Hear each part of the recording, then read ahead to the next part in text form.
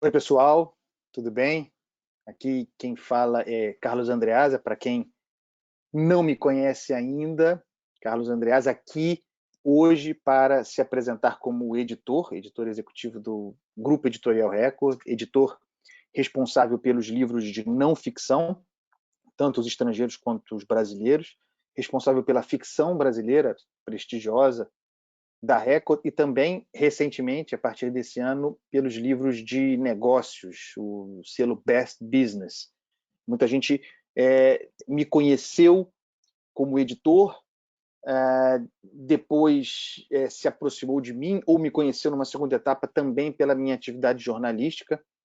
Para quem não sabe, para quem entrou aqui exclusivamente por causa do editor, eu também sou colunista do jornal o Globo e comentarista da rádio Band News FM. E essa é uma das razões, esse é um dos motivos dessa live, né?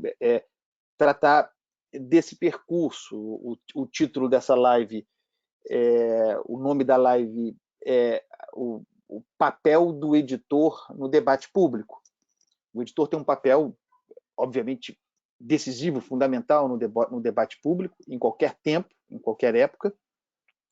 É, no entanto, eu sou um editor, portanto, com influência no debate público, que é também uma voz. Não digo que a voz seja boa, tem gente que gosta, gente que não gosta, mas sou também uma voz nesse debate público. Um dos temas, portanto, desse papo é como equilibrar as coisas. Sem dúvida nenhuma que há muitos bônus nisso, mas há também os ônus. E eu pretendo tratar aqui sobre isso sem papas nas línguas. A ideia é falar mesmo sobre as questões controversas desse ofício, dos espaços que eu conquistei, do equilíbrio entre eles, mas sempre aqui no exercício de fazer essa reflexão desde o lugar do editor. Outro dia eu sou jornalista, né? Eu sou jornalista formado pela PUC, muito cedo, eu me formei em 2002, portanto eu fui um estudante universitário no final dos anos 90, no começo dos anos 2000, isso vai ser muito importante para esse papo aqui. Mas quando eu tinha 20 anos, estava no meio da faculdade de jornalismo, eu já fui cooptado pelo mercado editorial. Eu nunca havia trabalhado como jornalista ou relativamente ao jornalismo até o momento em que fui convidado para escrever no jornal o Globo em 2016. Em 2000, acho que foi 2000, eu fui chamado para trabalhar numa editora pequena, especializada em livros de arte, né? Aqueles livros que são nome em inglês Coffee Table Books. Eu odeio esse nome porque aqueles livros são muito bonitos, são ricamente ilustrados, mas eles têm um trabalho editorial tremendo na base, por trás, né? E eu era editor desses livros, responsável, sobretudo, e quase que exclusivamente pelos textos que vão nesses livros. Eu ficava louco da vida com a ideia de que aqueles objetos belíssimos, e o livro tem a função de objeto, é importante ter a dimensão do objeto, que o livro fosse tratado exclusivamente como isso e não como um trabalho de pesquisa, com texto, com trabalho sofisticado por trás, com todo o processo editorial conforme nós o conhecemos. Então, eu fui cedo trabalhar na editora Capivara, sem dúvida ainda hoje a editora que faz os melhores livros de arte no Brasil. Trabalhei em grandes projetos nessa editora, foi a minha principal escola. Eu estava até outro dia lembrando, porque a Bia Corrêa do Lago, uma das fundadoras da Capivara, é filha do grande Rubem Fonseca, que morreu recentemente, que nos deixou recentemente. E eu fui um moleque, né, um jovem, nos anos 90, que tinha duas paixões. Eu gostava de jogar bola, gostava muito de futebol e gostava muito de ler. Eu equilibrava a minha existência individual entre esses dois prazeres. E ainda antes de entrar na faculdade, depois na faculdade era uma febre, mas ainda antes na faculdade eu descobri o Rubem Fonseca como grande autor. Foi uma paixão fulminante para mim. Eu tinha pretensões literárias, eu achava que poderia escrever ficção, é uma ilusão que foi perdida rapidamente, felizmente, com esses textos todos escondidos e guardados nas gavetas, ou não tão guardados assim. Mas o Rubem Fonseca era uma influência extraordinária sobre mim. E por causa do futebol, e porque eu jogava futebol, eu conheci, sem saber que eles o eram, eu conheci os filhos os netos do Rubem Fonseca, o Antônio Pedro e o Paulo, filhos da Bia. E nós ficamos amigos, em função do futebol, né? Aquela coisa de final de semana, de futebol o dia todo. E em um determinado momento eu descobri, e aí eu já estava na faculdade nessa altura do campeonato, né? Eu entrei na faculdade em 98, fiz vestibular em 97, ainda não havia Enem nessa época. Eu fiz vestibular em 97, entrei na faculdade de jornalismo, na repescagem, péssimo aluno no colégio. Péssimo aluno porque eu era muito ruim em matemática, em física, em química, e bom nas matérias chamadas de humanas, né? Especialmente em redação, porque eu tinha grande prazer. Mas aí eu descobri que os meus amigos eram netos do Rubem Fonseca, e não me lembro muito bem se eu fiz algum tipo de pressão, talvez tenha feito, mas finalmente, de maneira muito generosa, eu fui convidado pela Bia Corrêa do Lago e pelo Pedro Corrêa do Lago, também fundador da Capivara, um dos meus primeiros mentores, né? Eu tive dois grandes mentores na minha vida. Um deles foi o Pedro Corrêa do Lago, depois, uma história que a gente vai chegar lá logo, o Sérgio Machado, falecido Sérgio Machado, antigo presidente da Record, sucedido pela Sônia, que foi quem me levou para a Record, a Sônia Machado Jardim. A gente vai chegar lá. E aí eu fui convidado para um almoço na casa. Estou contando essa história pessoal, não é para me gabar de ter almoçado com o Rubem Fonseca, não, mas é porque é a história do meu começo no mercado editorial. Eu fui almoçar na casa da Bia e do Pedro, na casa dos meus amigos, Paulo e Antônio Pedro, para conhecer Rubem Fonseca, e em função desse almoço, que foi muito prazeroso, embora a gente quase não tenha falado sobre livros, a gente basicamente só falou de futebol.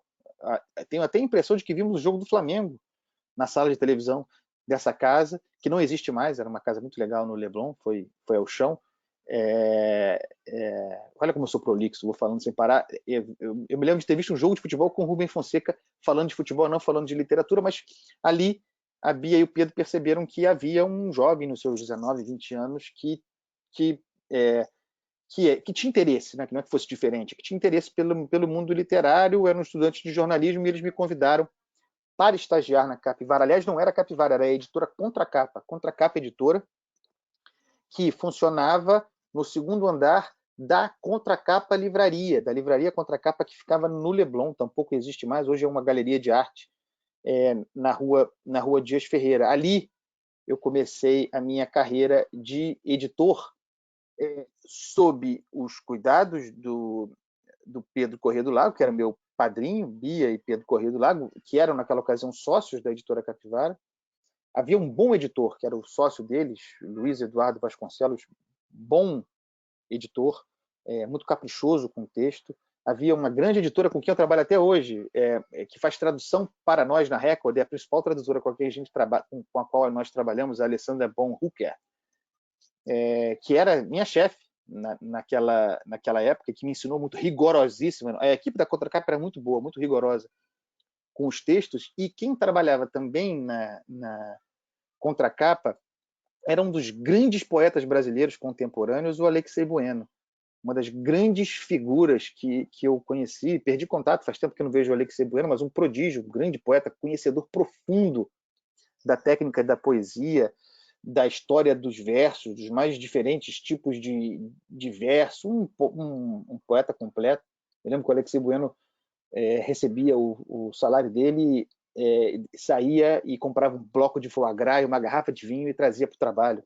Imagino que ele gastava boa parte do salário logo nesse primeiro momento com esse belíssimo bloco de foie gras e garrafa de vinho, e compartilhava conosco. Então, enfim, iniciou-se assim a minha carreira de editor, como estagiário na Contracapa.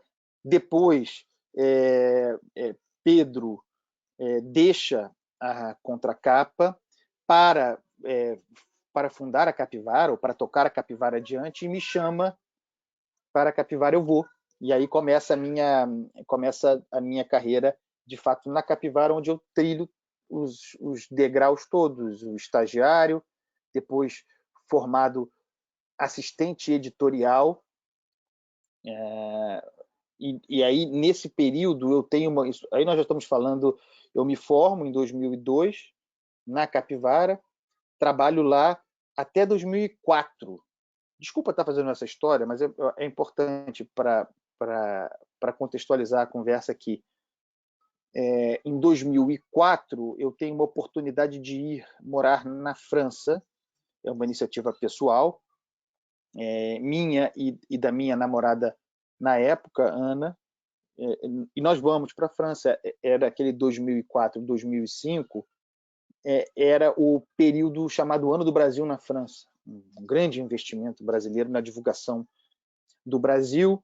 Não fui por essa razão, mas circunstancialmente estava lá, e o fato de eu estar lá abriu portas para mim, porque havia uma demanda. Primeiro eu fiz um pequeno período de colaboração com a Embaixada do Brasil na França, ali às margens do Sena, bem próximo da Torre Eiffel. Me lembro claramente de sair no final do dia à noite com frio e andando. Eu andava muito, atravessava o Sena, né? A embaixada fica do lado direito do Sena, eu morava do lado esquerdo, atravessava a ponte d'Alma, desculpa o meu francês, vendo a Torre Eiffel iluminada e tal, e andando para casa, tenho memórias, e ouvindo Fundo de Quintal, samba no percurso, ainda na época do iPod.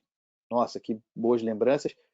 E depois desse período na embaixada, e porque eu estava na embaixada, o conselheiro, na época, responsável pelo setor cultural da embaixada, Rui Amaral, boa figura, conhecia um grupo de editores de uma editora importante, pequena, mas importante, referencial prestigiada na França, que estava engajada no Ano do Brasil na França, e que publicaria autores brasileiros na França. Então havia demanda por alguém que não falava francês tão bem assim, tampouco, muito menos escrevia francês bem, mas que tinha noções do francês e conhecia o português. Portanto, tinha uma colaboração a dar. Eu fui trabalhar como estagiário, sem remuneração, mas com um grande aprendizado, por algo como 4 meses, numa pequena editora, como eu disse, chamada La Table Ronde, que era dirigida por um escritor e um grande polemista intelectual francês, amigo do Jacques Chirac, Denis Tillinac, que tem livro publicado no Brasil.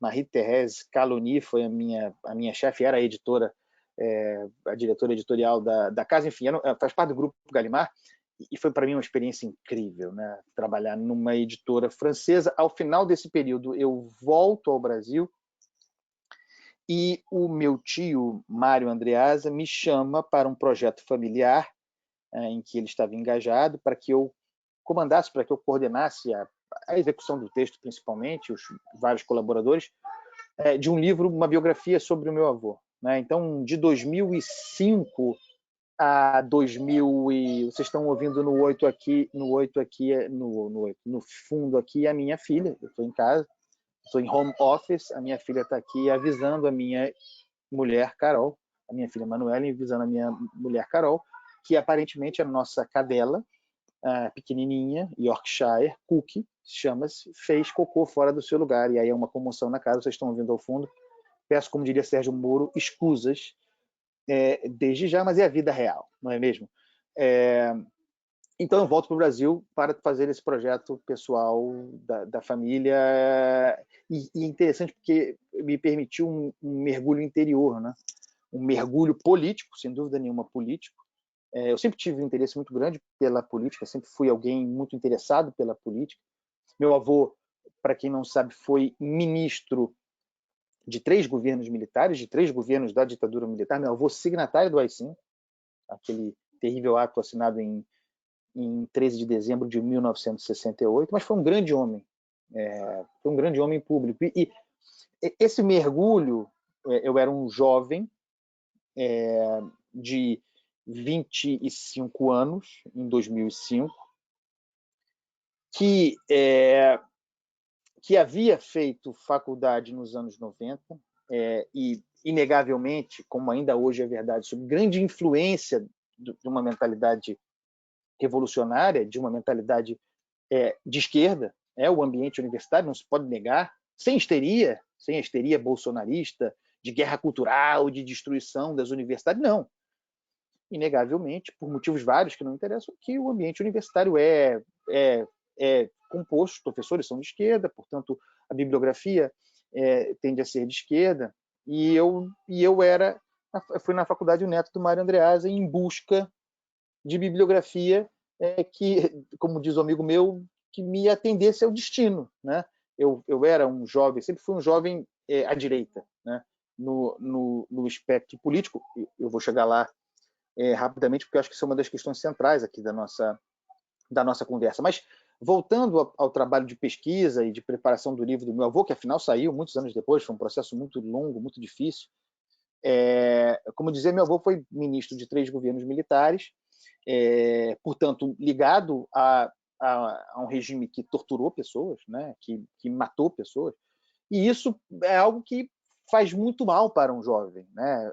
E eu eu dei a palavra bullying, eu nunca sofri bullying, mas eu me lembro de, no período do colégio e da faculdade, ter sido muitas vezes confrontado por professores, portanto, por pessoas em posições hierarquicamente superiores e com autoridade sobre mim, confrontado com isso, né?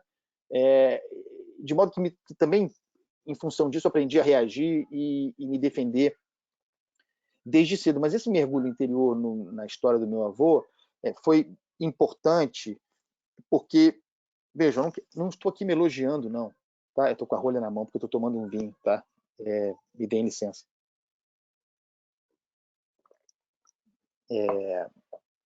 Perdão por isso, mas é necessário um tragozinho no final do dia, sem exageros. Não quero me elogiar, não, mas são fatos constitutivos de uma personalidade, de uma vida. E a gente está aqui num papo pessoal, num papo que eu mesmo quero colocar em termos de intimidade, né? Eu estou aqui para isso, para abrir o meu peito como editor, mas como indivíduo. A experiência de pesquisa sobre a obra do avô, que é algo muito doloroso, tem também elementos de grande prazer, de desafio intelectual, de equilíbrio intelectual e de senso de nuance. Que eu acho que é uma coisa que falta ao Brasil, de modo geral, hoje, mas sempre, hoje especialmente, que é a capacidade de discernir chamemos assim, para ficar em termos literários, embora não seja um livro da Record, os 50 tons de cinza, né? As nuances, os detalhes, a possibilidade não, o fato de que ninguém é tão bom ou tão ruim assim, talvez com uma exceção. Ninguém é tão bom ou tão ruim assim. Que as pessoas têm qualidades que se equilibram com os defeitos. Então, aquele homem que havia integrado um governo violento, um governo que matou, que torturou, uma ditadura, que era signatário do AI-5, era também um homem com grandes realizações, com grandes contribuições para o Brasil, nas áreas em que ele atuou. Ele foi ministro dos Transportes, né? Aliás, acusadíssimo de corrupção. Eu sempre me pergunto, onde está o dinheiro? Eu daria bom destino, faria caridade, doaria. Onde está o dinheiro? Onde está o dinheiro da Transamazônica? Onde está o dinheiro da Ponte Rio-Niterói? Ou as pessoas acham, embora eu tenha grande prazer em trabalhar, que eu trabalho tanto e me mato de trabalhar porque eu sou gente boa somente, eu sou gente boa. Não, porque eu preciso, porque tem que pagar a conta. Mas a vida toda fui confrontado com isso, que esse homem havia enriquecido dessa forma espetacular na atividade pública. Esse dinheiro eu nunca vi, mas de fato ele entregou grandes realizações, né?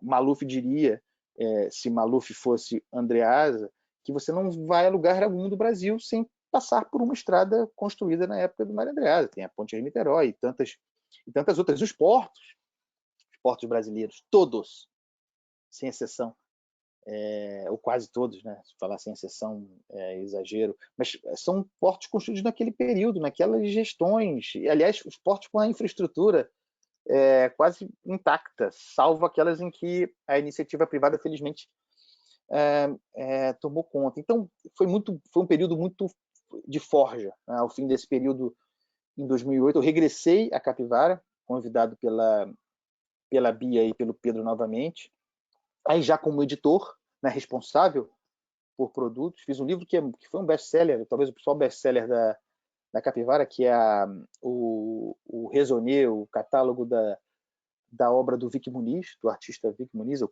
fiz cada um daqueles textos trabalhando com o Vic, e fiquei na Capivara até 2012. 2012, eu havia conhecido a Sônia Machado Jardim, hoje presidente da Record, naquela altura vice-presidente da Record, o presidente era o Sérgio. Eu havia conhecido a Sônia num jantar na casa da minha sogra, né? A Sônia, amiga da minha sogra e do marido da minha sogra Elvira, o marido da minha sogra José Elias Salomão, outrora editor da Bertrand, havia vendido a Bertrand para a Record e ficaram amigos nesse processo, são amigos, muito amigos até hoje. E num jantar em que não havia nenhum compromisso, um jantar social mesmo, eu conheci a Sônia e nós conversamos. A Lúcia Riff, a agente Lúcia Riff, com o marido, estava nesse jantar e conversamos longamente. E eu gostei muito da Sônia, a Sônia gostou muito de mim, mas não se falou de trabalho. Mas ela ficou comigo na cabeça. Até tem a Luciana Vilas Boas, que era a diretora editorial da Record, me contou depois que, a Sônia já me contou essa história também, que no dia seguinte, ou nos dias posteriores a esse jantar, a Sônia tentou me vender para a Luciana disse que não tinha lugar para mim, e não tinha mesmo, na equipe da Record. E foi muito bom que assim tenha sido, porque tempos depois, acho que assim, jantar com a Sônia tenha sido em 2011, eu casei em 2011 com a Carol, a Sônia, aliás, foi o casamento, deve ser 2011, 2012 a Luciana, o final de 2011, começo de 2012, a Luciana comunica a Sônia e Sérgio que deixaria o grupo, que não seria mais a diretora editorial. E aí eles montam uma nova estrutura, dividem o papel da Luciana em quatro, se eu não me engano. E aí eu nunca me esqueço disso, em janeiro desse ano, eu estava chateado, eu fui muito feliz na Capivara, mas a Capivara era uma editora pequena, familiar, e eu não tinha para onde crescer. Eu havia casado, tinha ambições, poucas, mas tinha ambições, e tinha boletos a pagar, como todos nós. E aí recebi um telefonema da Sônia me convidando para uma conversa no dia seguinte ou outro, e especialmente num dia incrível isso. Eu não acredito nesse tipo de coisa, não. Mas eu estava num dia especialmente chateado, assim, desanimado.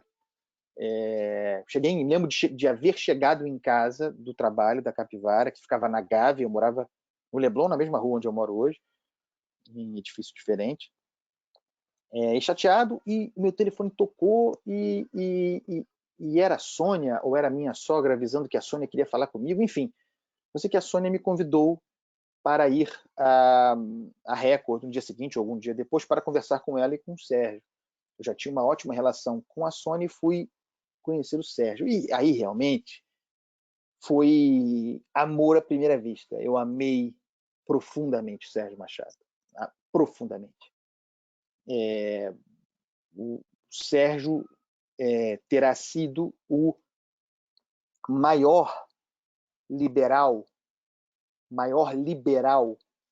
no sentido verdadeiro do termo, uma compreensão profunda da natureza do debate público, uma visão muito clara desse liberalismo, com aplicação no mercado, mas com a noção muito clara daquilo que ele queria na sua editora.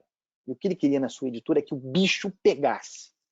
O Sérgio queria ter a briga dentro de casa. Ele queria ter o autor de esquerda, que ele já tinha aos montes, e o editor de direita, que ele tinha pouco, e que eles brigassem ali dentro, que o debate público acontecesse ali dentro. Essa era a cabeça do Sérgio. E era uma cabeça de mercado, para ganhar dinheiro legítimo, portanto. eu me apaixonei pelo Sérgio. Tem uma pergunta do Aloy Jupiara, grande Aloy Jupiara, amado Aloy Jupiara também, grande imperiano como eu, torcedor do Império Serrano, um dos maiores especialistas em samba do Brasil, autor de um livro pela Record que eu recomendo imensamente, Os Porões da Contravenção, sobre a relação da ditadura militar com o Jogo do Bicho, e tem muito de milícia ali na origem dessa relação, um livro que ele escreveu com Chico Otávio, e há pouco tempo eles lançaram a biografia do Eduardo Cunha. O Alan faz uma pergunta como a relação, o estudo da memória do meu avô impactou no trabalho de editor. Eu acho que eu já respondi, mas vou responder mais adiante, Aloy. Voltando aqui à questão do Sérgio, era para ter uma conversa rápida, e nós ficamos, na minha memória, mas pode ser que eu me esteja traindo, nós ficamos 3 ou 4 horas conversando, longamente. Uma espécie de sabatina tocada pelo Sérgio sobre mim, sobre os meus gostos, sobre o que eu pensava. E ali o Sérgio me disse que estava, como eu falei anteriormente, isso em janeiro de 2012, que ele estava reformulando a estrutura editorial da Record. Ele pensava em criar editorias executivas, né, uma editoria executiva, e assim foi, uma de ficção estrangeira, tudo que estava reunido sob o guarda-chuva da Luciana Vilas Boas, muito competente, com um belíssimo trabalho, mas ele queria dividir em 4. Ficção estrangeira, não ficção, tanto brasileira quanto estrangeira. A galera, Record, faz um trabalho muito bom, faz um trabalho interessantíssimo, livros infantis, infanto-juvenis. E o que mais? Não esquecendo de... e ficção nacional, né? Eram 4 editorias. A Record tem uma tradição muito grande de ficção nacional, e ele pensava em mim nesse quebra-cabeça em janeiro, me disse, para não ficção. E eu pirei, né? E maluco, aquilo era o sonho da minha vida. E eu percebi também, isso foi muito importante na minha formação, eu percebi que eu estava diante da possibilidade, porque não podia montar naquele momento, não havia sido convidado, era uma sondagem, eu estava diante da possibilidade de montar num cavalo forte, parrudo, passando na minha frente. E eu tinha sangue nos olhos, vontade, faca nos dentes, diante daquela possibilidade. Eu saí de lá enlouquecido, né? Tamanho da empresa, nem sabia se eu era capaz de fazer o trabalho, mas a gente aprende, né? E a gente diz sim para esse tipo de oportunidade. Eu, pelo menos, sou assim, né? Você faz, faço. Se eu não sei, depois eu vou descobrir como fazer. E aí foi engraçado, porque eu me lembro disso muito bem. Entre janeiro, a conversa com o Sérgio, e uma segunda conversa, portanto, um longo período de suspense, em que eu fiquei em suspense, eu fiquei paralisado praticamente. Se passaram algo como 2 meses. Eu me lembro do carnaval de 2012, acho que foi um carnaval glorioso do Império Serrano, não ganhou o grupo de acesso onde estava, mas fez um desfile lindo, foi roubado. Desfile em homenagem a Dona Ivone Lara, no carnaval de 2012, eu me lembro claramente disso. Da expectativa daquela conversa, porque era a chance da minha vida, eu tinha consciência de que era a chance da minha vida, e que se ela se materializasse, eu não deixaria passar, sabe-se lá como, mas também tinha o medo da frustração. Eu tinha o medo da frustração, de não ser capaz. Ou melhor, de não ser capaz, não. Isso eu também tinha. Eu tinha o medo de ter sido consultado e depois não vai rolar.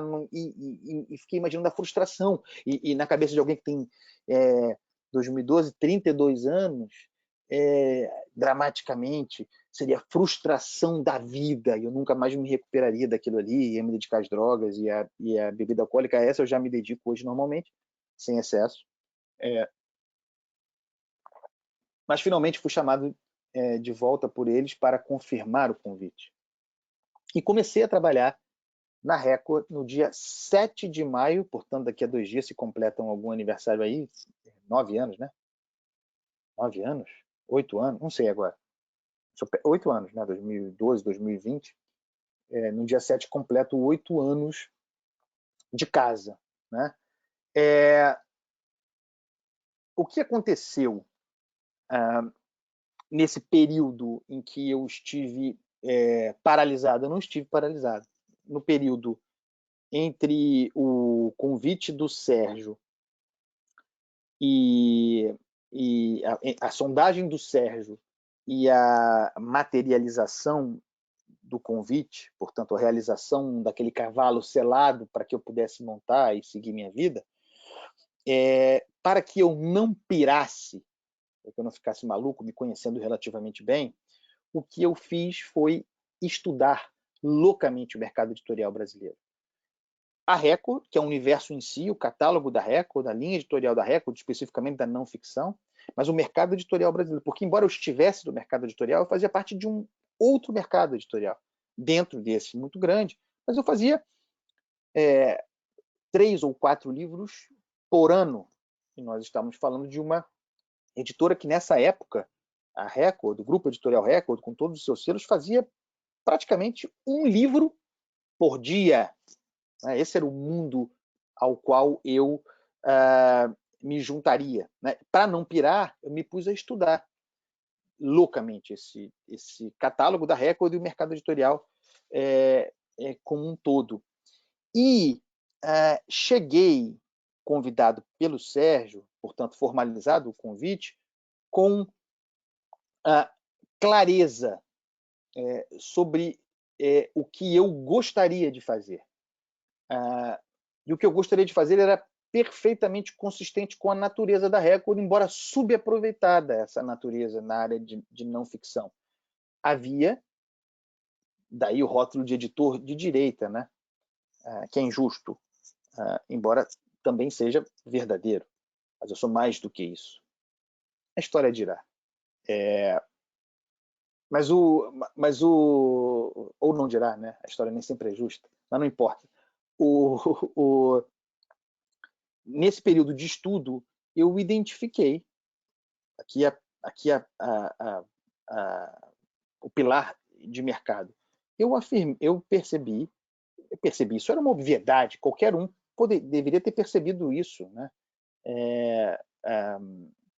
Que havia uma demanda reprimida imensa por livros ditos de direita, por livros de natureza, de matriz liberal ou conservadora. A própria Record já havia percebido, nós estamos falando de 2012, era o segundo ano do primeiro mandato de Dilma Rousseff. O PT estava no poder desde 2013, desde 2013, não, desde 2003, havia quase 10 anos do ciclo lulopetista no poder. Houve Lula 1, Lula 2, reeleição e Dilma, né? E sempre houve essa demanda por autores de direita no Brasil, porque o mercado editorial brasileiro, fato, e ainda hoje é verdade, com alguns enclaves e algumas fissuras para o bem do debate público, o mercado editorial brasileiro é de esquerda. Os principais catálogos são de esquerda, os editores são de esquerda. Vejam, não há nenhuma crítica nisso, nenhuma criminalização nisso, pelo amor de Deus. É legítimo, estamos falando de empresas privadas, cada um faz o que quiser. Mas, para mim, sempre foi muito difícil entender que, havendo demanda, portanto, consumidor, gente, né, pessoas boas, querendo consumir determinada coisa, o mercado pulando ali, houvesse quem não o quisesse explorar por motivos ideológicos.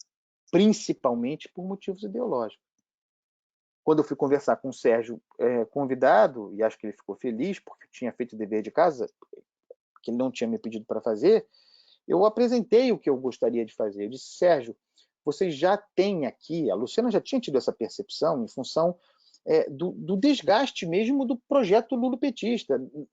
Vejam, não estou dizendo que o projeto era bom ou ruim, não interessa isso aqui. Mas 10 anos no poder gera desgaste, num ambiente democrático gera desgaste, né? Começa a haver um movimento por quebra daquele ciclo. E havia uma demanda. Como eu disse, apresentei para o Sérgio, a Record já tinha percebido, a Record já tinha publicado com grande sucesso livros do Diogo Mainardi, coletâneas dos seus artigos de grande impacto na Veja, coletâneas que vendiam dezenas de milhares de volumes. Os livros do Reinaldo Azevedo, o livro País dos Petralhas, o primeiro volume, depois eu publiquei o segundo. O primeiro volume vendeu rapidamente 50 mil exemplares. Vejam, coletânea de artigos, de escritos, de ensaios publicados na Veja, no blog que ele tinha na Veja naquela altura. Textos já publicados. Vejam como era a demanda. Hoje em dia, se eu apresento uma coletânea de artigos de um autor identificado com a direita, que preguiça é essa? Mas porque o mercado foi para outro lugar, porque hoje a demanda é outra, é outro grau de reflexão. Mas naquele momento era tal a escassez de conteúdo, de produto, que qualquer coisa... E esses livros eram muito bons, os textos muito bons, os textos do Diogo muito bons, os textos do Reinaldo sempre adorei, muito bons, duros, muito bons, polêmicos, muito bons, aquilo de que o Sérgio gostava. Eu falei, pô, já tem uma linha aqui desenhada, e eu gostaria de aprofundar, sem abrir mão. O Grupo Editorial Record, por exemplo, contém a Civilização Brasileira, que é uma editora de esquerda, tradicional, fundada pelo Enio Silveira, um editor icônico, militante de esquerda, uma editora de esquerda, legitimamente de esquerda. O Grupo Editorial Record tem essas coisas. Depois a Record compraria a Paz e Terra, também uma editora de esquerda, edita o Paulo Freire. O catálogo que a Luciana havia formado, muito bom, era um catálogo de esquerda. E eu falei, Sérgio, a gente tem como equilibrar isso aqui, ou abrir uma seara. Tem uma demanda de mercado e tem também um papel do editor no debate público, na geração do debate público, que não está sendo cumprido no Brasil. E não estava. Então, essa dimensão mercado não explorado, e a necessidade de cumprir a vocação do editor, a vocação do editor, que é a vocação da Record, pluralidade, bibliodiversidade. Não, eu desafio que haja catálogo mais plural do que o da Record, inclusive aquele com o qual eu contribuí. Essas são as questões relevantes aqui. Então, o primeiro autor que eu procurei para avançar nessa linha liberal conservadora, estamos falando de 2012, hein? Foi Reinaldo Azevedo. Eu procurei o Reinaldo para fazer o segundo volume do País dos Petralhas, País dos Petralhas 2, que foi um grande sucesso. E a partir daí, isso foi surgindo, porque não havia, com raríssimas exceções, havia os guias politicamente incorretos, coordenados pelo Leandro Narlock, salvo engano, publicados pela Leia, e de resto, os autores de direita no Brasil estavam subeditados. Subeditados não é a palavra que eu vou usar, porque eram bem editados. Estavam em editoras que não tinham alcance nacional, que não conseguiam chegar no Brasil e ter a repercussão que um catálogo, uma marca e uma capacidade de distribuição como o da Record ofereciam.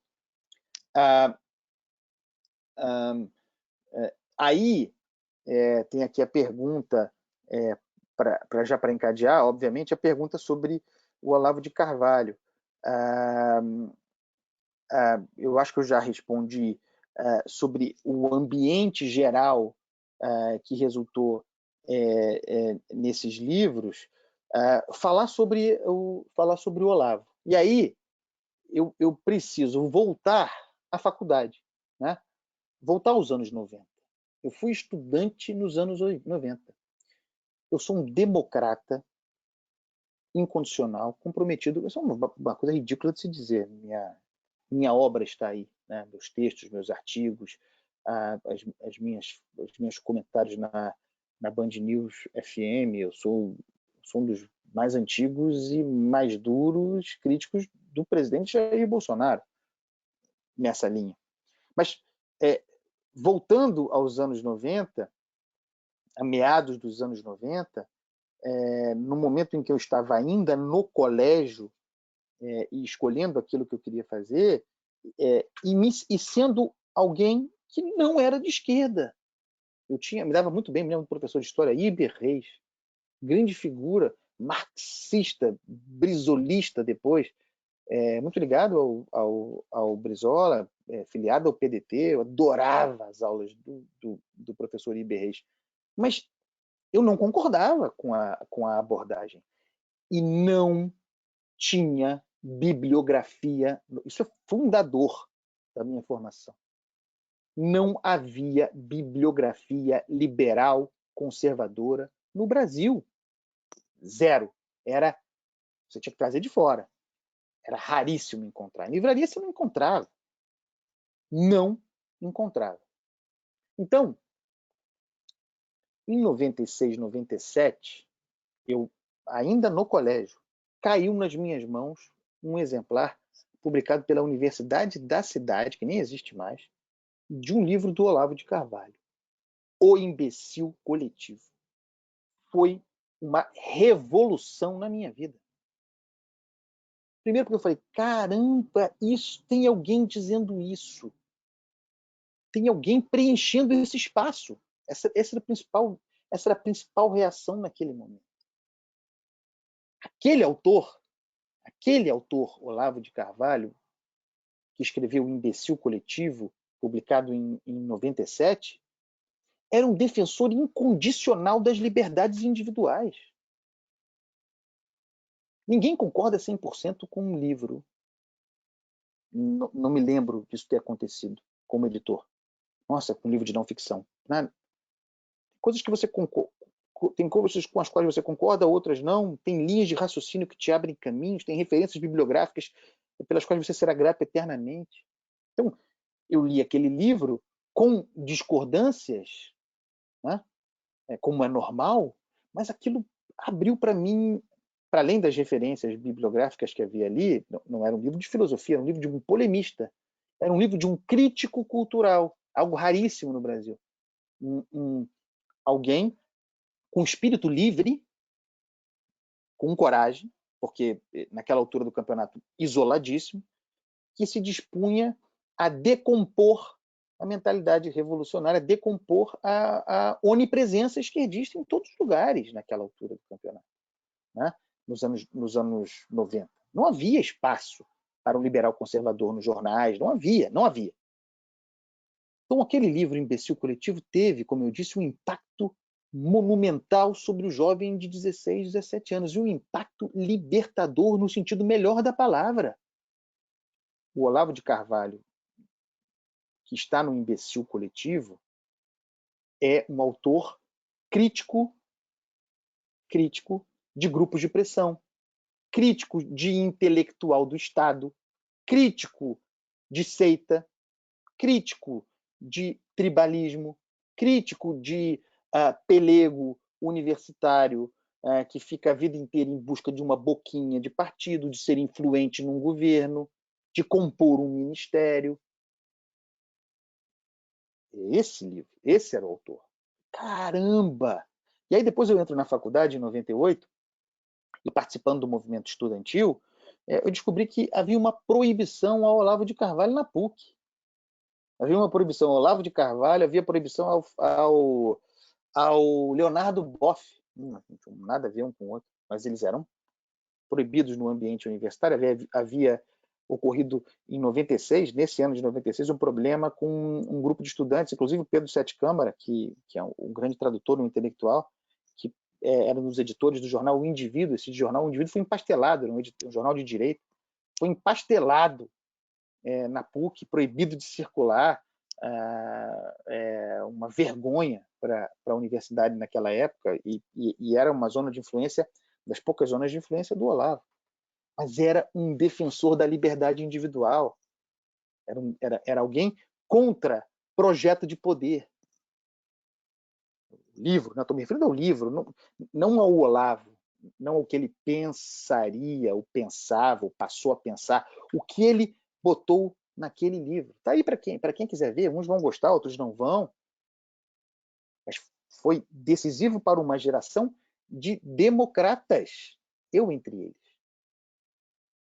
Então, depois, voltando à Record, quando eu chego a essa condição e tocando esse propósito, quando o Felipe Moura Brasil, meu irmão, meu amigo da vida toda, um dos grandes textos da imprensa brasileira, hoje me procurou sugerindo que nós fizéssemos um livro do Olavo de Carvalho, é evidente que eu vibrei, evidente que eu vibrei. Era aquele autor que fora decisivo na minha formação e que havia contribuído para que eu quebrasse amarras e encontrasse uma outra biografia em um outro mundo, no ambiente universitário. A leitura do Imbecil Coletivo abriu várias portas para que eu, como estudante universitário, fizesse a minha própria formação paralela àquela da universidade, que, eu repito, era uma formação de esquerda, legítima. Não quero entrar nessa discussão, mas era, como certamente ainda é. Eu fui eu tive a chance de, com base naquele mundo que se abria, encontrar um caminho para mim. Então, quando o Felipe me procurou com a proposta do livro do Olavo, eu fui falar com o Sérgio, e o Sérgio falou: é isso que a gente quer. A gente quer o debate público aqui dentro. A gente quer publicar a esquerda e a direita. E a esquerda, como eu já disse, nós já temos. Agora, vamos equilibrar esse jogo. Vamos para outro caminho. Toque em frente. O Sérgio falou para mim: eu acredito no seu taco. Faça o seu trabalho. E aí a gente começou a preparar a ideia do que seria o livro mínimo que você precisa saber para não ser um idiota. Esse título é do Felipe. E é uma grande sacada comercial que foi engatada no belíssimo projeto gráfico do Leonardo Iacarino. Veja, o Leonardo Iacarino, um dos maiores designers do Brasil, capista da Record, certamente não concorda com nada do que pensa o Olavo de Carvalho, mas é esse o espírito de uma casa como a Record. Ele fez talvez o projeto gráfico mais referencial, mais icônico, mais marcante, porque era o trabalho dele. Talvez não sem deixar de fazer uma provocação naquela loubada idiota, mas um projeto composto por um grupo de pessoas que trabalhavam pelo mercado editorial, pela Record, para um produto. E aí nós começamos a trabalhar no mínimo. Né? O Felipe fez a seleção, o Felipe fez a organização, e eu defendo este livro, e o defenderei para sempre. Não tenho o mais mínimo arrependimento de haver publicado esse livro. O editor não é responsável por conteúdos outros que não aqueles contidos, responsável em termos, que não aqueles contidos nos livros que publica. E com discordâncias que eu tenho em relação a quase todos, menos em relação ao livro do Aloysio Piara, com discordâncias como se tem sempre, tem partes, trechos do livro do Olavo dos quais eu não sou entusiasta, mas que estão contidos na lógica do debate público e da defesa da liberdade individual contra grupos de pressão, contra panelas, contra a partidarização do pensamento, contra o tribalismo. Nisso aí, eu defendo incondicionalmente. O livro é o livro daquele Olavo do Imbecil Coletivo. Inclusive, eu vejo os livros como uma espécie de continuidade, eu vejo uma ligação entre eles. É um livro jornalístico do Olavo, reúne seus textos basicamente jornalísticos com um outro ensaio de natureza mais filosófica. Eu nunca fui aluno do Olavo, formalmente, eu nunca fiz os cursos do Olavo, mas eu me identificava com esse cara, né? E achava que esse livro era importante. Era o Olavo fazendo crítica cultural, era o Olavo desmontando a lógica de hegemonia da esquerda, que é a hegemonia que, a rigor, ainda vige no ambiente intelectual. Perfeitamente legítimo, mas que não havia quem contestasse, quem debatesse. Eu sou responsável, como editor, por esse livro e pelos problemas contidos no fato de eu discordar de algumas coisas que estão ali, mas é preciso entender a natureza do papel do editor para avançar. nessa conversa. A natureza do papel do editor é contemplar o diverso, é publicar aquilo também com que não concorda, é estimular o debate público. Quantos e quantos livros eu publiquei? Livros dos quais eu não gosto. Não do meu gosto, livros de ficção, mas que atendem a leitor, a gente querendo consumir aquilo, e é legítimo que o queiram, e é legítimo que está contido nesses livros.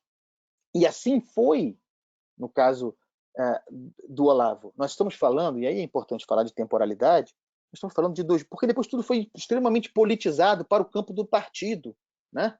Mas nós estamos falando de 2013, era outro mundo, era outro Brasil. Quer saber? Quer um exemplo de como era outro Brasil? Não havia Lava Jato. Em 2013, quando foi publicado o mínimo que você precisa saber para não ser um idiota, não havia Lava Jato, que é o divisor de águas do Brasil. Divisor de águas na história do Brasil. Podem falar o que quiser, não havia Jair Bolsonaro. Quem era Jair Bolsonaro em 2013? Era um deputado eleito em 2010, com 120 mil votos, líder sindical. Aquilo que ele continua sendo, líder sindical, representante de corporação. 2013 é a verdade, é o ano em que acontece as manifestações de rua, né? Aquelas que lançariam o Brasil, como eu considero, aí já falando como analista político, que lançariam o Brasil num profundo processo de uma depressão política profunda a partir de 2013. Mas o livro do Olavo surge nesse período em que não havia Jair Bolsonaro. Não quero minimizar o papel do autor e da obra do autor. Nós estamos falando de um livro que vendeu algo como 350 mil exemplares. Será que um livro no Brasil, eu adoraria, né, supervalorizar o mercado editorial, mas será que um livro, num universo como o brasileiro, de 200 e tantos milhões de habitantes, será que um livro, um best-seller, sem dúvida nenhuma, extraordinário, mas que tenha vendido 350 mil exemplares, pode ser um livro decisivo para um processo eleitoral, para a eleição de um presidente? Gostaria de que o mercado editorial tivesse mais importância, mas não sei se tem.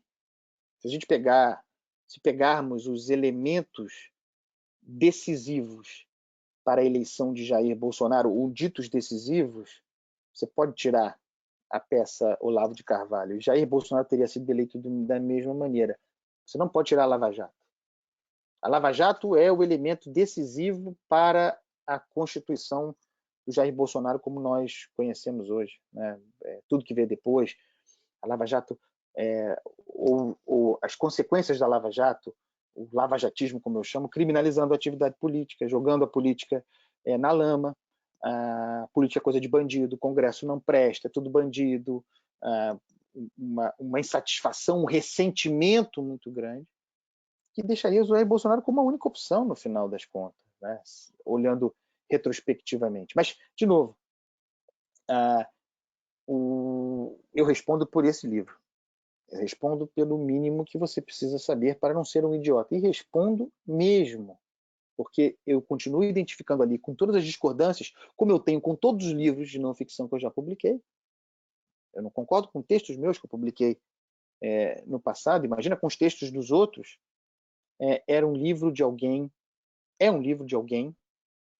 que defendia as liberdades individuais, que defendia o indivíduo, que era crítico duro de patota, da imposição de partido, do que se chama de grupo de pressão, crítico duro da ideia do intelectual cooptado pelo poder, crítico duro da corrupção da inteligência, do intelectual que entrega, por vaidade ou por que quer que seja, que entrega a sua obra, a sua imagem, o seu pensamento a serviço de um projeto de poder, que se deixa usar por um projeto de poder em busca de ascensão, de visibilidade. Ele era crítico, o livro é crítico profundo disso.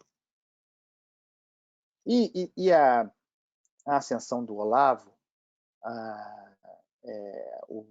tinha fundamento, com razão, a mitologia olavista, no fato de que, nessa época, mais ou menos, em que ele lançou o Imbecil Coletivo, meados dos anos 90, né, 96, é o Imbecil Coletivo, nessa época mais ou menos, numa hoje célebre entrevista dada ao grande Pedro Bial, grande Pedro Bial, meu amigo, em que o Olavo, vejam, nós estamos falando de, portanto, 95, 96, 97, governo Fernando Henrique Cardoso, social-democrata, plano real, estabilidade de centro, centro-esquerda, para ser bastante preciso, estava dada, né? Mas como as coisas são assim, né? O Fernando Henrique nessa época era chamado de fascista, o PSDB era chamado de fascista, o PSDB era chamado pela esquerda de direita. Nessa época, o Olavo, nessa entrevista ao Bial, disse, e o Bial disse que o PT ganharia a eleição em breve, que o PT assumiria o poder, que o Lula seria presidente em breve, que a esquerda governaria o Brasil em breve. E essa profecia, essa projeção se confirmou. A leitura do Olavo, nesse caso específico, prosperou como verdadeira. Isso compôs a mitologia com méritos. Então, foi um fenômeno editorial como poucas vezes se viu. Poucas vezes se viu. E ali se cumpria o papel do editor, de preencher, de atender a demanda de mercado e de colaborar para o debate público. Assim como fiz com vários outros autores brasileiros. Isso também é uma qualidade da Record e do trabalho que eu desenvolvi. Nunca se publicou tanto autor brasileiro. Não apenas ficcionista, mas também de não ficção. Nunca se abriu tanto o mercado, nunca se deu tanta chance para... Caramba, já são 8 horas, mas vamos mais um pouquinho. Nunca se deu tanta chance para autores brasileiros de várias matizes, né, de várias linhas ideológicas. O livro do Olavo foi um fenômeno. Eu me lembro que a gente programou naquela época, 2013, uma tiragem que é maior do que a média, de 5 mil de partida, né? E o livro foi posto em pré-venda. Em uma semana, esses 5 mil já estavam vendidos em pré-venda. Então fizemos novos 5 mil. Demoramos para acreditar na demanda que havia ali. Novos 5 mil, depois mais 5 mil. A gente só entendeu o tamanho da demanda por aquele livro na quarta ou quinta reimpressão do livro, quando ele já tinha vendido 20 mil exemplares, e quase antes de chegar ao mercado fisicamente, tudo em pré-venda. A demanda era imensa. Eu classifico, vejam, não quero desmerecer de maneira alguma os autores publicados nesse período, mas esse ciclo editorial, com exceções, não vou dar exemplos, os exemplos são evidentes, mas nesse período de 2012 até 2016, até o período em que há o impeachment de Dilma Rousseff, é o que eu chamo de período panfletário do mercado editorial. Havia uma demanda por livro de agitação, por livros de investigação, livros que tivessem uma natureza de panfleto mesmo, de denúncia, né? Inclusive porque já estavam no ar, já estavam colocados, o mensalão estava aberto no Supremo Tribunal Federal, havia votação, Joaquim Barbosa, havia necessidade dessa natureza panfletária. A partir de 2016, há uma mudança, e há exceções, nem tudo que foi publicado naquela época, por favor, eram livros panfletários, mas eu acho que está bem claro o conceito que eu quero apresentar aqui. Era uma época de denúncia, né? Havia um projeto de poder eleito, o petista, lulopetista, e havia uma demanda por quem o confrontasse, quem mostrasse os seus problemas, as suas mazelas, as suas corrupções. É o papel também do mercado editorial. E aí o jornalista fala mais alto, porque eu também, nesse processo, uma das coisas pelas quais eu tenho maior paixão no trabalho que eu desenvolvi, a Record já tinha uma tradição nessa matéria, mas eu tornei ela uma obsessão minha, investimento em reportagem. grandes, eu citei o livro do Aloy Jupiara e do Chico Otávio, grandes livros reportagem foram publicados nesse período. Eu poderia citar vários aqui, citei o do Chico e do Aloy, tem o livro da Malu Gaspar, Tudo ou Nada, Ascensão e Queda do Império X, a história do Ike Batista, que é a história do Brasil nos governos lulopetistas, né? Sobretudo nos governos lulopetistas. Remonta ainda ao governo Fernando Henrique, mas a ascensão nos governos lulopetistas, sobretudo no governo Lula, depois Dilma, né? Relação com Sérgio Cabral, está tudo ali. Né? Papel do jornalismo. E como esse, houve vários e vários outros livros de reportagem. Algo que a Record tem hoje como tradição de lançar pelo menos esse ano é um ano bagunçado, um ano diferente em função da pandemia, mas em condições normais nós estaremos lançando 2 ou 3 livros de reportagem. Sem falar biografia, que eu também considero livros de reportagem. Eu vi aí que está no chat o Bernardo Braga, que é autor da Record, autor de um livro que sai esse ano, a biografia do presidente João Figueiredo, um dos presidentes militares que não tem biografia, né, que não tem história. Um livro dedicado a si há o livro do Hélio Gaspari, mas que é um livro de um período, mas não é a biografia do João Figueiredo. Essa é uma biografia do João Figueiredo, presidente, do período da sua presidência, o livro do Bernardo Braga, que nós vamos lançar em breve. E é muito interessante lançar o livro do Figueiredo, porque eu acho, embora a cabeça do Bolsonaro seja bem Geisel Dilma Rousseff, né, especialmente em matéria econômica, em termos de personalidade, o presidente militar com o qual o Jair Bolsonaro mais parece, embora seja mais agressivo, penso que seria o João Figueiredo. E a composição do ministério, essa é uma tese que eu preciso desenvolver melhor, mas a composição do ministério do Jair Bolsonaro é muito parecida, claro, com a presença dos militares, mas muito parecida com a do João Figueiredo. Havia um Paulo Guedes no governo Figueiredo, que era o Mário Henrique Simonsen, e foi derrotado. Foi derrotado pelos desenvolvimentistas, o grupo do Delfim Neto e do meu avô, Mário Andreasa. E isso está aí, está, né? Tá rolando. Então, tem isso, né? Assim, tem uma pergunta aqui interessante, deixa eu achar aqui. A pergunta do Caio Santana. O Caio me fez essa pergunta no Twitter, quando eu anunciei essa live. E eu falei para ele que responderia aqui. Não é papel do editor zelar pela qualidade do conteúdo? É claro que é. E eu creio, Caio, ter respondido aqui. Eu, como editor, com todas as circunstâncias, defendo o conteúdo dos livros que eu publico. Defendo porque são conteúdos legítimos. Defendo porque são conteúdos que compõem o debate público. Não há crime. Não há crime em qualquer conteúdo publicado pela editora Record nesses livros. Então, é claro que eu zelo pelo conteúdo e defendo o conteúdo. Eu não zelo pela qualidade do conteúdo que os meus autores dizem. Inclusive porque não tenho tempo para isso. Pelo que os meus autores escrevem fora dos livros e depois dos livros que eu publiquei. Esse conteúdo exterior e posterior, e mesmo anterior, né? Mesmo as coisas que o Olavo tivesse dito, ou qualquer autor antes, né? Com as quais poderia haver algum incômodo, algum problema, o que fica para mim, como decisão de editor, e para mim, para a Record, né, no colegiado de que eu faço parte, é que, de repente, diante de alguma postura, alguma fala, alguma coisa, esse autor não nos interessa mais, ou não cabe mais nesse momento, ou não é o caso do Olavo, que não classificaria a obra dele exatamente como panfletária, mas tem autor que ficou parado lá atrás, nesse período panfletário. Não sou eu que vou dizer para ele. Então, perde o interesse.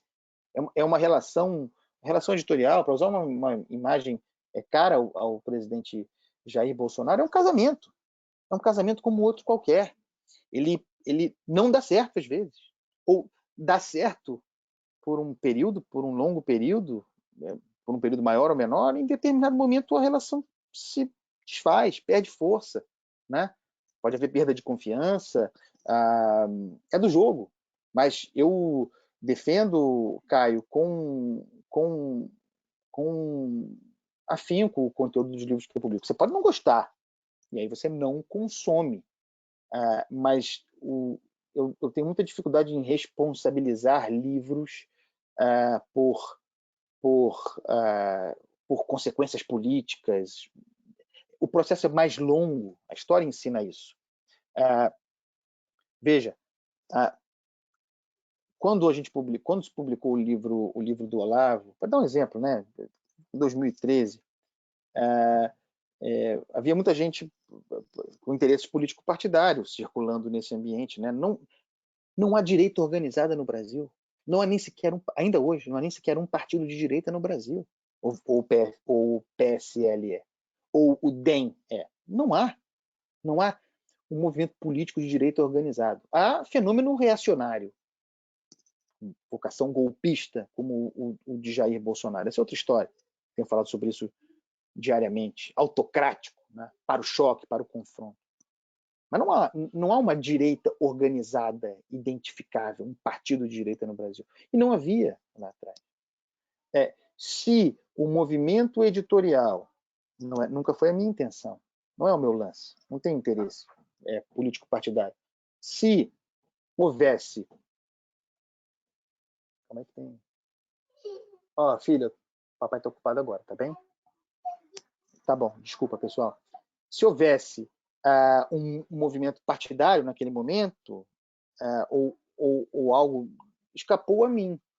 O que há, e a história conta é que o movimento intelectual, o pensamento, a circulação do pensamento, tende a resultar concretamente em fenômenos políticos, com sorte, uma década depois. Mas é um processo mais longo de formação de indivíduos, de base, de massa crítica para a construção partidária, né? Que é legítimo, sou super a favor de partido, sou um defensor incondicional da democracia representativa.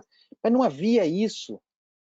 A ascensão de Jair Bolsonaro pode ter surfado aquela onda e encontrado para si um capital intelectual, né? Um respaldo intelectual, mas não adianta tentar me convencer de que Jair Bolsonaro é produto daquilo. É muito junto, é muito próximo. Jair Bolsonaro é produto do lavajatismo, essencialmente. É produto da criminalização da política.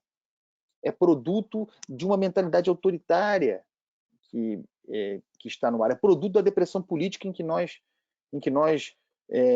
nos afundamos. Você pode dizer que eu sou o editor produto dessa mentalidade autoritária, embora eu seja um democrata. Tudo bem. Mas eu não vejo essa casualidade. Você pode dizer, Olavo de Carvalho é muito influente sobre o bolsonarismo, sobre o governo Bolsonaro? Cada um vai ter a sua leitura.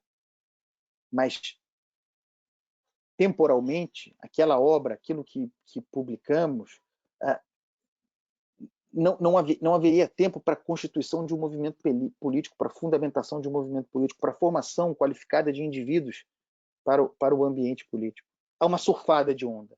Há um problema seríssimo de ressentimento da sociedade brasileira, de desprezo da elite brasileira pela sociedade brasileira, um descolamento de realidade, há uma desigualdade muito grande, há um abismo de insegurança pública e há o espetáculo da corrupção. A corrupção, de repente, identificada como o principal problema do Brasil. Não é um problema grave, mas não é. Esse é o ambiente das coisas que o Jair Bolsonaro capta e se antecipa para se colocar no lugar para onde migraria a demanda, a convenção social brasileira, o lugar da sociedade brasileira. Essa é a leitura que eu faço. E aí traz consigo, sim, traz consigo para buscar fundamentos ideológicos, intelectuais para se legitimizar. E, inclusive, foi buscar o Paulo Guedes, com o qual não tem nada a ver, né?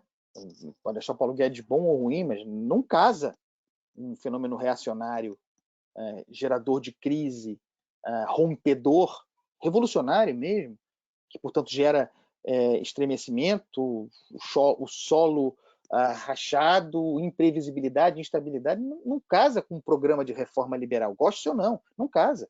Reforma liberal pressupõe estabilidade, previsibilidade. Isso não dá certo, essa conta não fecha. Mas, narrativamente, o Bolsonaro é um fenômeno narrativo também. Essa tese nem é minha.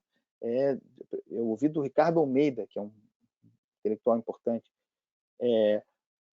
O governo Bolsonaro é um governo narrativo. Jair Bolsonaro é um fenômeno narrativo, autoritário, né? Reacionário, projeto de poder autocrático, mas narrativo. Então, narrativamente, talvez interesse trazer para si Olavo de Carvalho para dar lastro intelectual. Afinal de contas, tem, sei lá, 500 mil pessoas que estão nessa zona de influência desse pensamento, no universo de 200 milhões. Paulo Guedes não tem nada a ver, nem sei, né? Posto Ipiranga, mas monta esse ambiente narrativo com o qual eu me vendo para o mercado, com o qual eu iludo o mercado, como se mostra hoje, mas essa é outra história. O próprio Sérgio Moro, Jair Bolsonaro surfou a onda lavajatista de combate à corrupção, mas não tem nada a ver. Não tem... Aliás, tampouco contribuiu para o impeachment de Dilma Rousseff. Não tem nenhuma participação, a não ser aquela asquerosa em que cuspiu. Em que cuspiu não, né? Foi cuspido pelo Jean Willis, mas em que fez uma homenagem asquerosa ao torturador dentro do plenário da Câmara, dentro da Câmara. Aquilo sim foi a contribuição de Jair Bolsonaro para o impeachment horroroso, para o impeachment de Dilma Rousseff. Surfa a onda.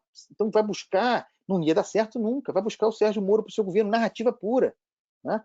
Está trocando de pele agora, a casa está caindo. Estou dizendo isso não estou tirando o corpo fora, não. Assumo todas as minhas responsabilidades. Mas a atribuição de obra, de pensamento para o fenômeno Bolsonaro, ela, a meu ver, carece de sustentação. Mas ainda que não fosse isso, ainda que tivesse sido assim, decisivo para a eleição de Jair Bolsonaro e tal, e daí? Né, como diria Jair Bolsonaro, e daí? Eu não vou dizer lamento, mas e daí? O editor também é produto, o trabalho do editor também é produto das circunstâncias. Estou falando de 2013, como prever, ainda sem Lava Jato, ainda sem impeachment de Dilma e tudo mais quando foi deflagrado, insegurança jurídica, esse horror, depressão em que o Brasil se meteu, como prever que chegaríamos lá?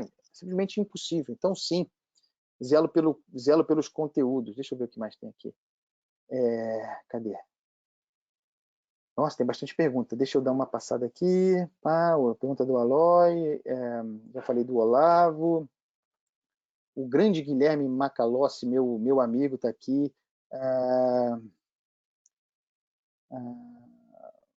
Ele pergunta aqui uma coisa curiosa. Andreasa, se puder, não deixe de comentar sobre o apadrinhamento de obras que acabam sendo censuradas ou vetadas por outras editoras e que você, por meio da Record, tem publicado. Obrigado por puxar essa história. Não quero me defender nem me apresentar por melhor do que eu seja. Quem faz é a Record. Eu sou um instrumento da Record. A Record é que corre risco. A Record é que toma processo. A Record é que vende ou não vende livro. É o empresário, o empreendedor. Sérgio, que Deus o tenha em bom lugar, que nos deixou em 2016. Foi um pai para mim, um dos meus mentores. E a Sônia, que segura brilhantemente, uma das melhores, não é porque ela está assistindo, não, mas é uma das melhores administradoras, mais competentes administradoras que eu já conheci, e tenho muita honra de ter a confiança dela. Né? Eu sei que ela segura muito a minha onda, segurou muito e segura muito a minha onda. Aconteceu muito, Guilherme, e você sabe, nesse processo, dada a hegemonia esquerdista, de eu ter trazido para a Record autores de esquerda, desprezados por editores de esquerda, né? Super bacanas, porque afinal de contas, né? O normal, o aceitável é ser de esquerda. O editor de direita tem que ser permanentemente criminalizado. O editor que publica livros de direita, né? O aceitável é o resto. Mas eu não estou nem aí. Nós quebramos essa hegemonia. E era necessário fazer isso. Essa é uma contribuição. Nós quebramos, no meio editorial, a hegemonia de esquerda. Isso é uma contribuição positiva em todos os lugares do mundo, não, com exceção do Brasil, em todos os lugares do mundo democrático, há movimento editorial para autores de direita. Grandes casas, todas elas. publica com autores de direito. Só o Brasil que tem, né, essa coisa assim de patotinha e tal, papapá. Não pode, não pode. Pode o cacete. Me perdoem pela expressão. Mas há um caso que me ocorre agora, recente, de um livro muito bom. Muito bom. Estou até com ele ali. Deixa eu ver se eu consigo pegar aqui. Deixa eu ver, só um minuto. Me desculpe.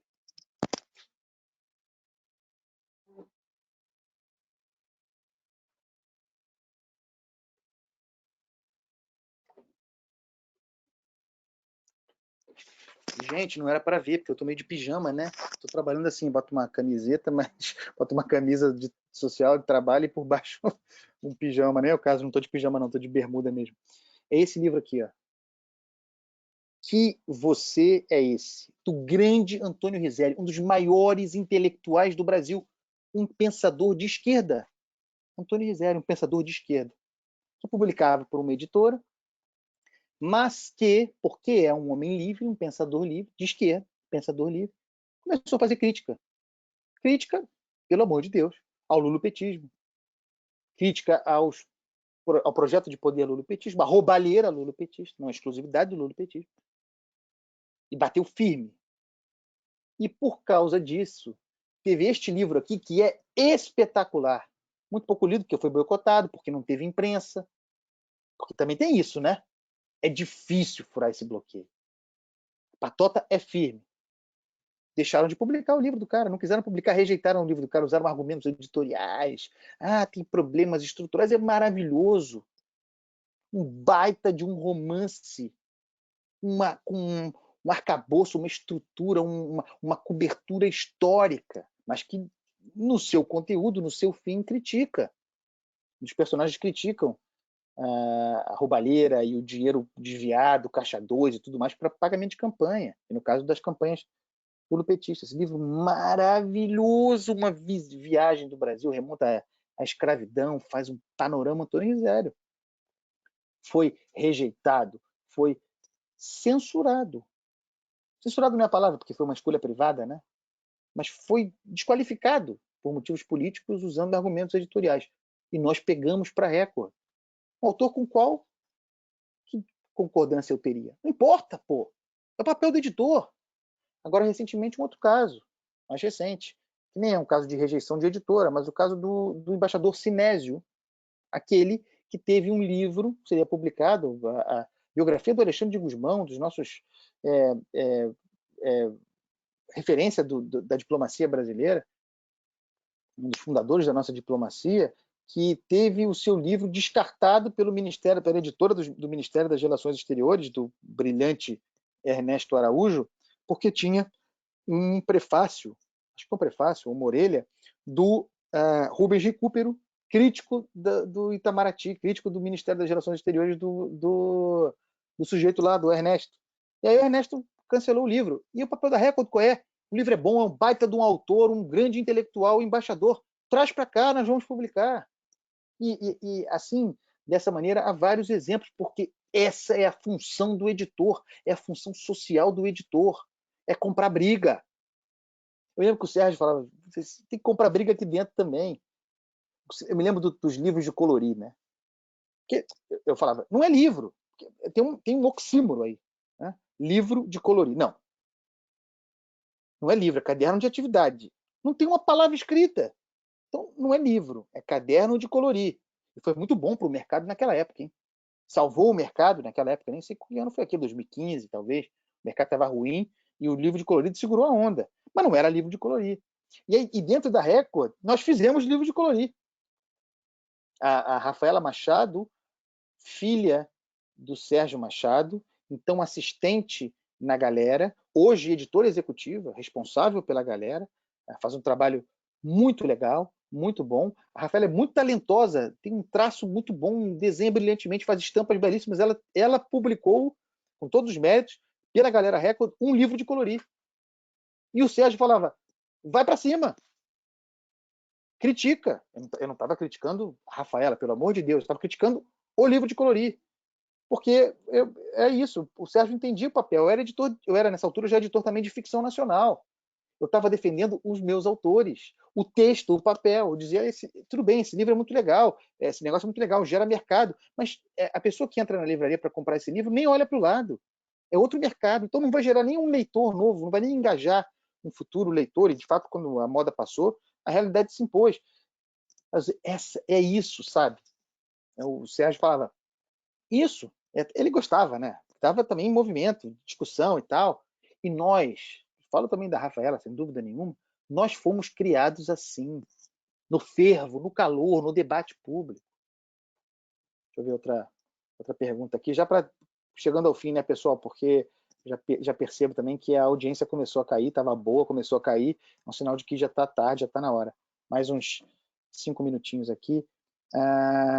Já falei sobre isso, sobre meu patrimônio ideológico. Um abraço para o Felipe Brandalize. Cadê? O que mais? Respondi, já falei do caso do Sinésio, o Bernardo perguntou do Sinésio. O Novo não pode ser considerado essa direita organizada hoje? É uma boa pergunta, pode. É um partido de natureza liberal, informação, muito elitista.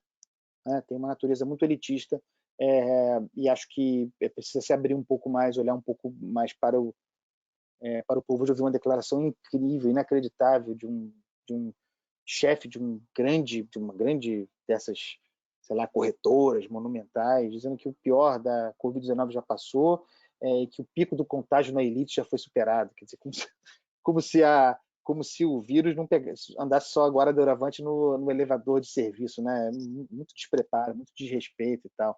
O elitismo, não é a elitezinha vagabunda que a gente tem no Brasil, a verdade é essa. Andreas, a Record ainda publicará mais algum livro do Olavo, sobre o Olavo? Não temos nada contratado. Isso é uma coisa curiosa para encerrar, a pergunta é do Macalossi novamente. Pode parecer incrível, mas eu não conheço o Olavo de Carvalho. Vocês acreditam? Eu tenho uma relação muito boa, cordial. O Olavo, muito cumpridor de contratos, né? Muito correto como autor.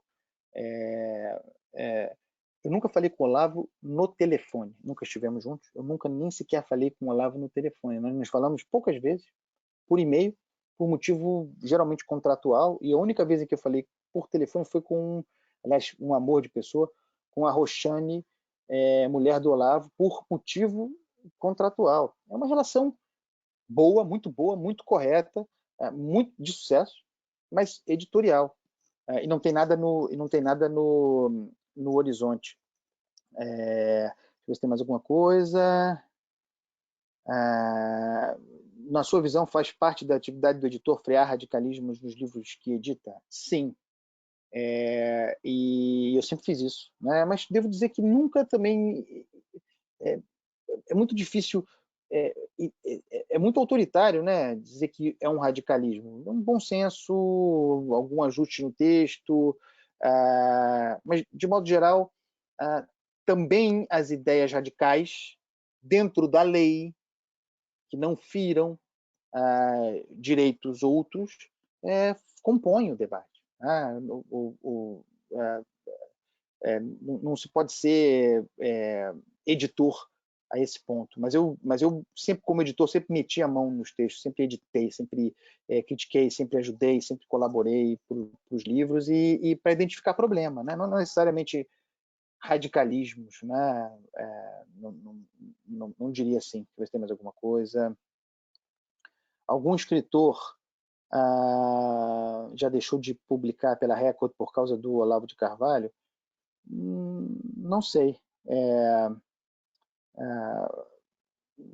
Não sei. Não saberia dizer. Nunca falou para mim se deixou. Mas você sabe que eu devo dizer, a maioria dos autores que eu publiquei ao longo desses anos foi composta por autores de esquerda, sobretudo no campo da ficção, em que eu publiquei demais, em muitos autores jovens, a valorização do Prêmio Sesc, que nós fizemos na minha gestão, parece um político falando, né? A minha gestão, muito importante, o Prêmio Sesc que lança 2 autores inéditos por ano, e eu sempre tive uma relação muito legal com os meus autores de esquerda ficcionistas, sempre entendem o papel do editor, né? Ou aprendem a entender o papel editor. Tem muito autor que não conhece o mercado em que atua e onde quer ganhar dinheiro, que é uma loucura, né? Mas se aprende, né? E eu tenho a impressão que, de modo geral, eu me tornei respeitado e respeitável pelos autores, mesmo aqueles com os quais eu tenho discordância, porque eles sabem da minha honestidade intelectual e da dedicação ao trabalho, de como eu cuido e zelo pelos livros deles, e como eu não tenho preconceito, e como eu não prejudico o livro, e como... Não. Então, a relação autor-editor é uma relação de profunda confiança. Às vezes vence, né?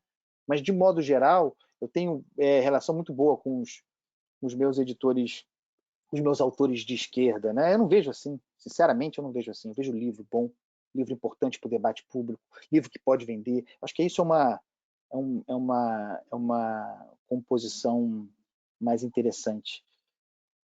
É isso, pessoal. 8h30 já da noite. Teríamos muito mais a falar. Eu também não quero deixar um gostinho na boca. Tenho muito orgulho do meu trabalho como editor. É claro que é um equilíbrio distante, distante não, difícil de explicar, né? Esse, porque talvez, veja, eu não quero me transformar em algo que eu não sou, não, mas não temos muitos precedentes de editor de uma grande casa com catálogos como o que tem sob meus cuidados, que tem Graciliano Ramos, só para citar um exemplo, né? Uma casa desse tamanho, que seja editor e que também tenha uma voz, não diria relevante, mas uma voz presente no debate público. É um equilíbrio difícil, né? Separar as coisas, né? Eu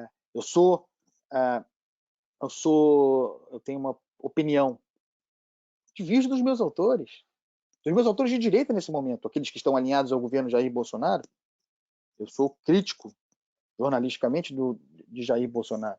Mas, de modo geral, se entende, né? Tem ônus, né? Tem gente que tem antipatia muito grande por mim, pelo modo como eu me posiciono no debate público, por ser alguém de direita, né? E isso certamente tem ônus também para a Record.